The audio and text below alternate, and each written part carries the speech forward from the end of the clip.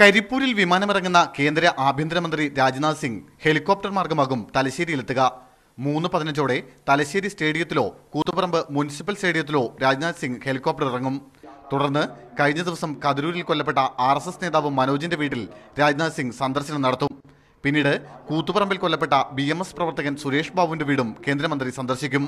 ഈ 4 പതിറ്റാണ്ട് കാലമായി മാർക്സിസ്റ്റ് പാർട്ടിക്കാർ കൊലപ്പെടുത്തിയ ഞങ്ങളുടെ ധീരരായ ബലിദാനികളുടെ കുടുംബങ്ങളും അതോടൊപ്പം തന്നെ മാർക്സിസ്റ്റ് അക്രമത്തിൽ അംഗവൈകല്യം സംഭവിച്ചവരും ഒരുമിച്ച് പങ്കെടുക്കുന്ന ഒരു ചടങ്ങിലും നമ്മുടെ കേന്ദ്ര ആഭ്യന്തരമന്ത്രി പങ്കെടുക്കുന്നുണ്ടാവും.